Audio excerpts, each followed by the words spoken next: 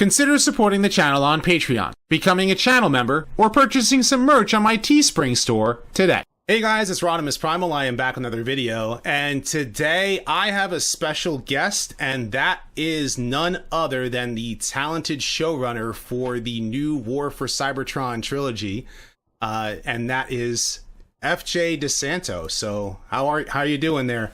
I'm good. Thank you for having me. Of course. It's surreal talking to you after watching you for so many years. It's surreal to me, because I mean, to me, I don't consider myself like all that important, but it's you know, when we were Transformers fans, we put as much as we can into stuff. So I'm sure not a lot of people know who you are. So why don't we talk about your give a general history of your professional background? And I'm a producer, obviously, and I started, you know, many moons ago working for the executive producers of the Batman movies. That's how I got my start in the business. A guy named Michael Uslan and Ben Melniker. They got me out of NYU Film, and I worked for them for a bunch of years. And the first movie I ever worked on was a movie called Constantine with Keanu Reeves, which was based on a cool comic book called Hellblazer. And then I subsequently sort of went on to produce stuff. I produced a movie called The Spirit, which Frank Miller wrote and directed based on a comic book. And then I sort of went off and started doing my own thing as a writer. I was writing for DC. I was writing for other publishers and things like that. And then, you know, just I come from a whole background of nerdy genre stuff that I grew up with, being able to write for these things now and produce these things now. This is the dream come true. And that sort of led me, you know, the last couple of years I've been writing for Lucasfilm or for CBS for Star Trek stuff, all in comics or radio shows and things like that. And then I produced a show that was just on Sci-Fi Channel called Vagrant Queen, which just aired in the last couple of months. And then I've been involved with Transformers now. You know, originally I was brought in Combiner Wars to be a writer. And then I was off that for a bit and came back around in the middle of Titans Returns and Power of the Primes. And now, you know, that led me to being the showrunner on For Cybertron Trilogy, which, you know, I'm excited about because it's the first Transformers thing I get to sort of produce and create from scratch with, you know, with my own team and all that stuff. So that's you get to make it your own. Like, you know, Prime Wars, that wasn't really, you know, my original vision for it and stuff like that. This is very, very different.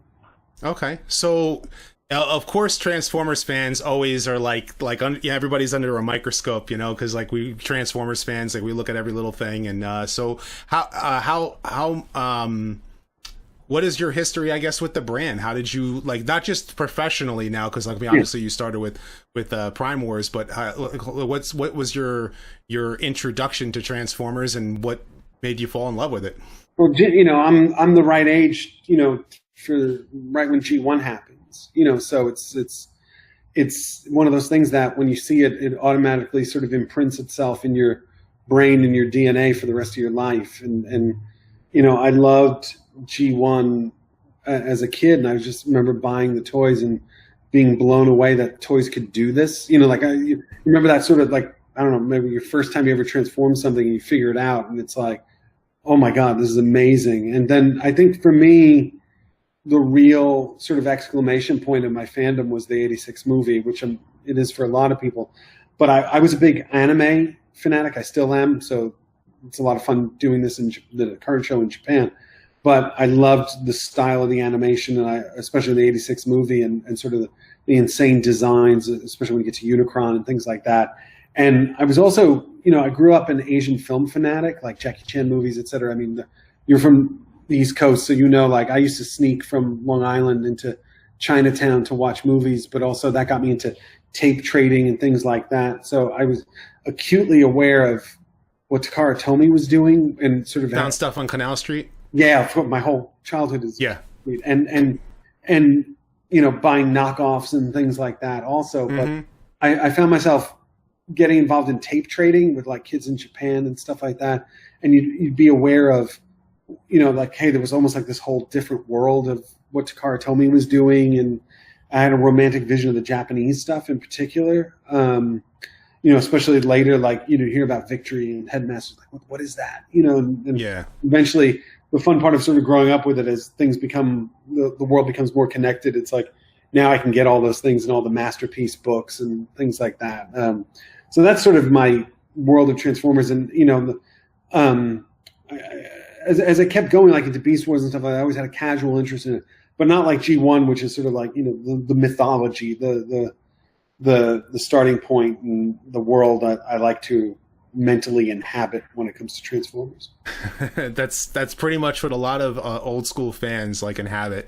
Believe it or not, Beast Wars in its the way that it connects to G1 like is every G1 fan's dream in such a way that, like, if you go back to like watch some of the episodes like Agenda and like you see how it all connects, it's just like it like every G1 fan was just like, oh my God, I can't believe this is happening. And so like, but you're right, like everything with the G1, Transformers cartoon was just like, like you said, that seeing an 86 movie you probably saw it in theaters, I'm sure. Yeah. And it was like, it was like a rock and roll adventure.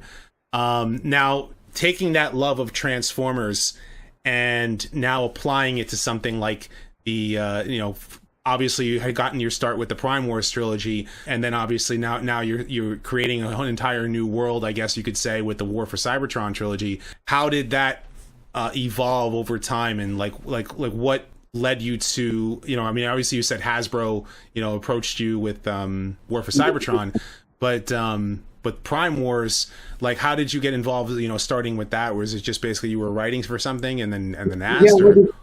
So there's a guy named George Christic, who's actually, sort of broke the story with me for War for Cybertron, and he wrote some of the Siege episodes. George had been hired to be the lead writer on Prime Wars, and they wanted another writer on it, and George recommended me for it. And to be quite honest, I had never written animation before. I had never, but it was Transformers, and the opportunity to do that was amazing. So really, and like I said, after Prime Wars, I'm sort of was off the show for a bit, and then eventually came back. And for me, Prime Wars, I think, was, in terms of just process and how to make a Transformers show, sort of like going to graduate school in a lot of ways. Okay. It was a great opportunity to learn how Hasbro operates, who the players are there, et cetera, what they want to do with the brand, et cetera. And I think, regardless of what anybody's opinion of Prime Wars is, that it gave me the tools to understand how to do this show. And, even just sort of monitoring what fans want and things like that, because we do pay attention to a lot of that stuff.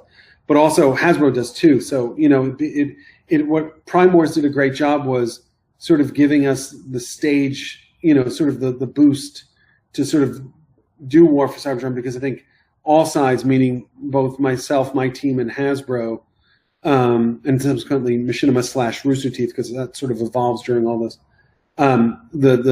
The sandbox of sort of how, what we could play in and how to do it, and the lessons learned from Prime Wars, I think, have all been applied in a really positive manner to War for Cybertron. Okay. Where just setting the stage without spoiling, of course, the storyline, where does the War for Cybertron trilogy start, and where is it setting the stage for us on storyline wise? Sure. So we try to look, and I'm saying this out of respect for the continuity in the franchises. We don't say a specific time or place, other than when Siege starts, it's the very last day, the last hours of the Cybertronian Civil War. So it's pre-G1, how far before G1, TBD, etc. You got to sort of see how it all plays out over the 3 chapters.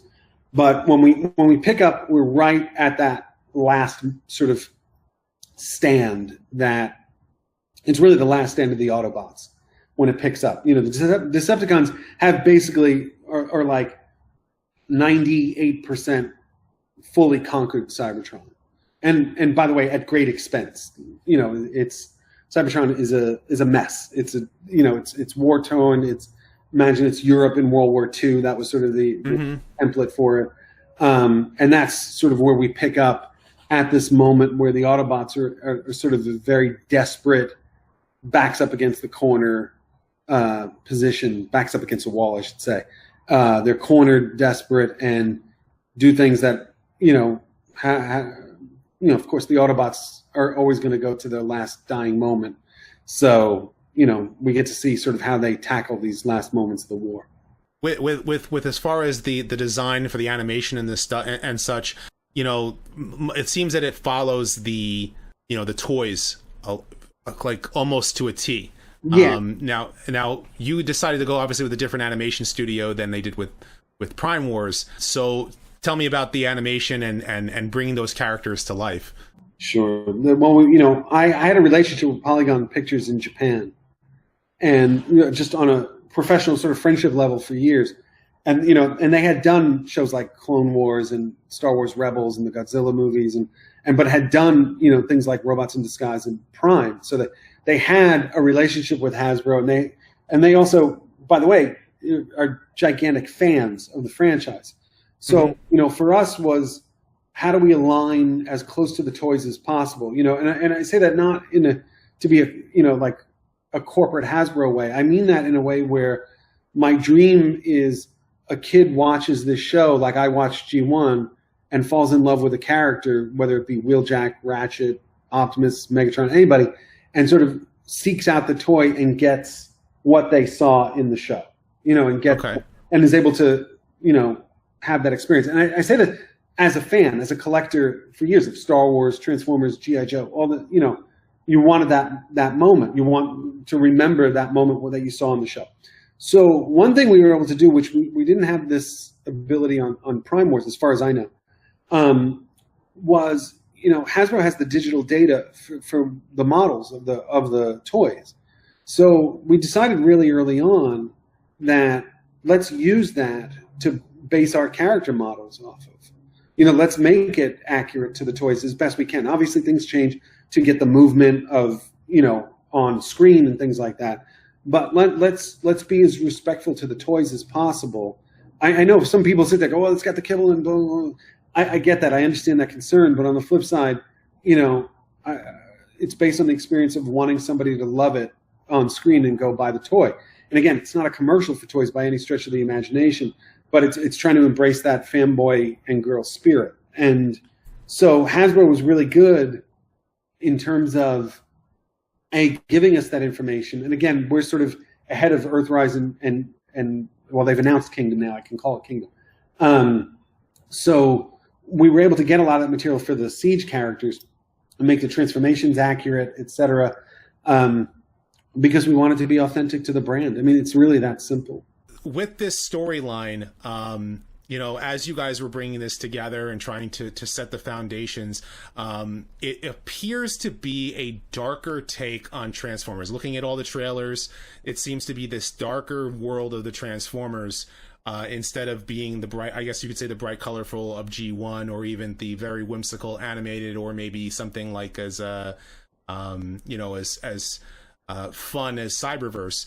What would you say, is this world in Siege, and I guess you could say the entire war for Cybertron, what is the tone that your guys are trying to set?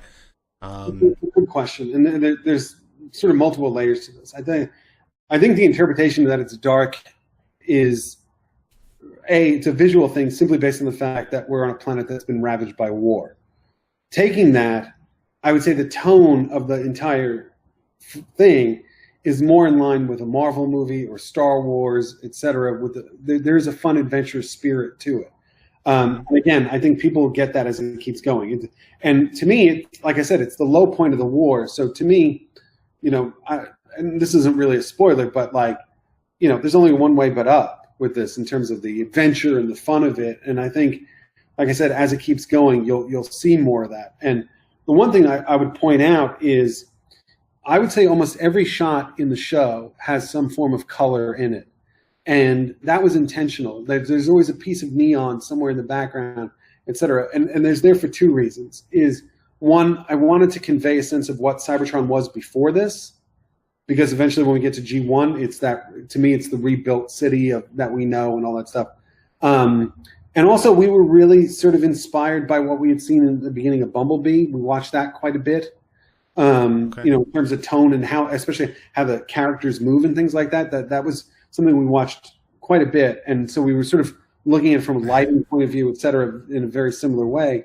But when you want, again, the darkness of the visual quality of it is mostly based on the fact that the story of war dictates it. As we keep going, you're going to see color palettes change, you know, when we get into Earthrise and Kingdom, that are dictated by what those stories are. So now how many episodes now is it? It's going to be 6 episodes for Siege, and Yeah. I guess they're going to be what, like they're 30 minutes a piece or 20 something minutes a piece. Minutes. So each series is 6 22-minute episodes. So by the time it's over, it's 18 episodes. Okay.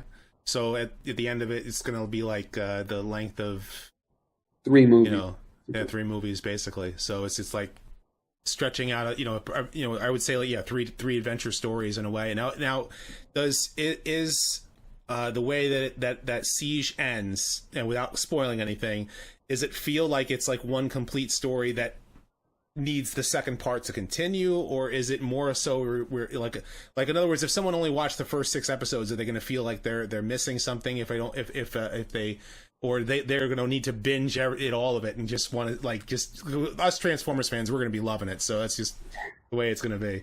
My approach to everything is always the original first Star Wars movie. What's great about the original first Star Wars movie, let's say that movie flopped, you still have the payoff of the destruction of the Death Star, Vader is defeated, and you have these heroes, you know, with a happy ending, right? They get their medals at the end. Now, in an alternate universe, which would be a terrible universe to live in, that movie doesn't make money, but you have that self-contained movie that was great and satisfying. But when you look at that movie, you want to go on the adventure. Like, what happens to these characters? And subsequently, we now have 40 years of Star Wars, right? That's our approach with this, which is each one is its own self-contained story, but sets up the next one, if that makes sense. So when Siege ends, that story of the last day on Cybertron of the war is over, but it opens the door to Earthrise, and subsequently Earthrise will end a certain way and open the door to Kingdom. But half the fun is getting there. You know, the journey is what keeps you going. But absolutely, you know, and we did, you know, the show. You and I were talking about this offline before this. Is inherently designed to be a jumping on point for a new Transformers fan, but is also in a way for guys like you and I who grew up with it can really sit there and appreciate what it is in terms of the broader spectrum. You know, so there's a twofold purpose to it, which is, you know, if you've never watched Transformers before, you can start here because we're going to explain the conflict between the Autobots and the Decepticons in the very first episode, and you can go on that ride, and then subsequently, if you want, explore G1, explore the other shows, explore the whole history of the franchise. But if you come into it knowing it, maybe we've added a couple of things that have added layers to that conflict and added depth to it, and it's a story. Hey, you know, it's almost like weirdly, it's if you're a new fan, it's like the original Star Wars movies, like, oh my God, what is this world? But if you're a fan like you and I, it's almost like the Star Wars prequels. I know a lot of people don't like the prequels, but the prequels were, you knew some of the characters and you knew where they were after this. So like, you know, G1's coming after this, right? So like, it's about that journey. Like, I don't know how they get there at this point in this story, but I know these characters. And how do we deliver that in a satisfying way? Is, you know, that's our responsibility, and hopefully we've succeeded with that. I definitely hope that the series does do so, because a lot of Transformers fans, they're rabid. They'll pick apart, you know, the most, you know, minuscule detail, as I was talking about with the toys, you know, like the same thing. They'll pick apart the continuity of this with that and the other thing to try to make sure that this matches up with that, or that doesn't match up with here. And you know how Transformers fans are. I mean, you and I have been fans for forever. I do. And so I hope the story, that the show is not only successful, but it's also that it opens the door for even more, because like these toys, the toys that they have been delivering with this War for Cybertron trilogy have been phenomenal. Yeah. And you know, to see them come to life, you know, in a dynamic and good storytelling way, I'm sure is what a lot of fans want to see. Yeah, and we worked really hard with Hasbro, Rooster Teeth, the whole crew. Even, you know, in Netflix, you talk about, like, they sort of, even Takara Tomy. Like, I had to go to Japan and meet with Takara Tomy and show them clips of some of the episodes and things like that, and they were ecstatic. You know, everybody involved with the show, from every aspect of it, is aware of the responsibility that we have to those fans. You know, like, that's really important. Like, you know, like I said, how you and I met is I follow you on Instagram and watch your videos. You know, like, we are paying attention to that stuff, and we want to do it in a way that rewards that fandom that are buying those toys. That's why there's the Netflix toy line that Hasbro's doing. Like, this is all a very large team of people over the course of, you know, 3 companies, whether it's Hasbro, Rooster Teeth, and Netflix, are all in sync in terms of how to deliver that experience to everybody. And you can see that with the marketing, and you can see that with, you know, like the posters and things like that. And it all, you know, but what it all boils down to is the show, which is the responsibility of myself, the writers, the animation, et cetera. Like, you know, people lose a lot of sleep over these things trying to make sure, you know, like, we're delivering on that experience, you know, like, you know, we are trying to pay attention. Yeah, I mean, for us, for fans like myself, we see it as a love letter, and at least that I hope that it delivers in that. I have not yet seen the show, so, like, you know, by the time that this goes live, I have not yet seen the show as the time of this recording, but I am very ecstatic about it. And the trailers, you know, the trailers look like it's going to be a lot of action, it's going to be a lot of suspense, it's going to be a lot of good storytelling, and I'm sure you're going to, you know, deliver it. So. With that, I want to thank you for coming, onto my show so much, you know, taking the time to do so. But I'm sure we can probably have a little bit more conversation as, you know, I guess after Siege comes out, and then I'm able to talk to you a little bit more, you know, in a little bit more detail, because. There's a lot of detail coming. There's a lot of detail coming because what they've done a really good job with the trailers is they've shown a lot, yet have shown nothing. And I mean that in a good way, meaning, like, they haven't really spoiled too much. And I think there's going to be a couple of moments where the diehard fans are going to be like, wait, oh, it's that, you know, and things like that. Yeah. I'm excited, and I appreciate anybody who watches it and gives it a chance. I appreciate you coming onto my show. So the next time that you'll come on, it'll be after Siege already comes out. Maybe sooner than later, right? Yeah. You know, well, we've only got a little bit more to wait, and you know, and then we've got 3 seasons of this, so there's going to be a lot to talk about. Awesome. So what did you guys think of Mr. De Santo here? Thank you very much for coming up on the show. Of course, leave your thoughts in the comment section below. Be sure to thumbs up this video. Check out Siege, the War for Cybertron Trilogy on Netflix, which will be airing July 30th. So be sure to check the show out on Netflix. And as always, guys, until next time, till all are one.